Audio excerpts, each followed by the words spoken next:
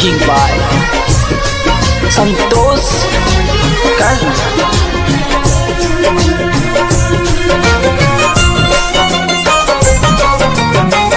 मन के सवरिया बन गलिए दिल के भीतर बस गलिए अंग अंग में जाका गलिए समाए अंग अंग में जाका गलिए समाए की के लिए जिंदगानी में गजब के रोग धरा दिलिए रानी हमरा जवानी में गजब के रोग धरा दिलिए रानी हमरा जवानी में।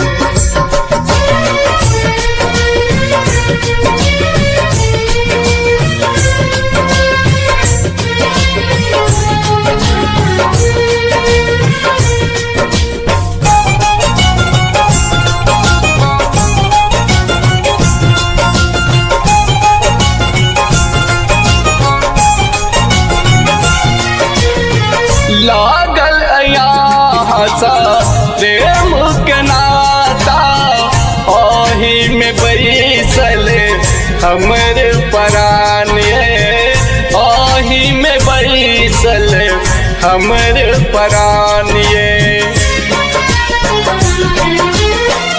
आइक में बैसल है आही के जिंदगानी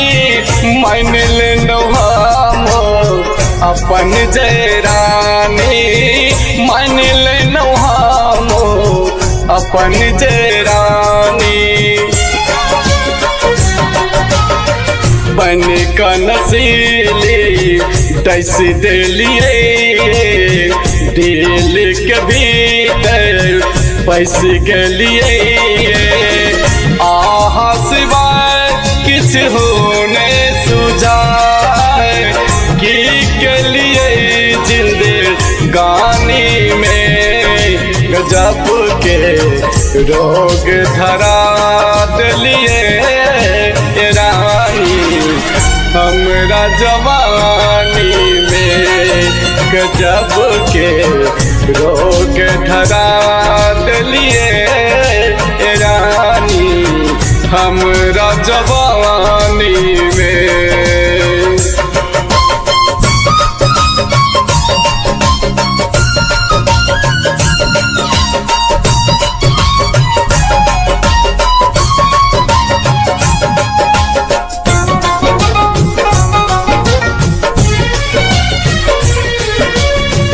आबै हमरो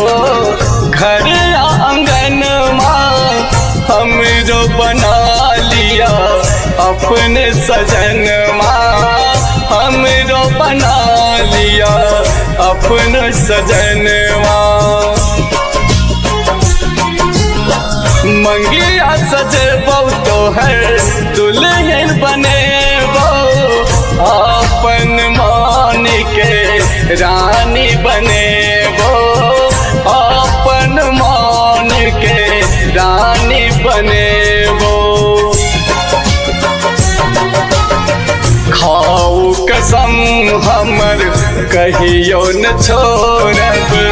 हमरा समो सजनी कहियो न मोरब कहिया जे हमरा अपन सजना बनाब की के नो जिंदगानी में गजब के रोग धरा दिलिए रानी हमरा जवानी में गजब के रोग धरा दिलिए रानी हमरा जवानी में। विक्रम विद्यार्थी रिकॉर्डिंग स्टूडियो मलंगवा सरलाही नेपाल।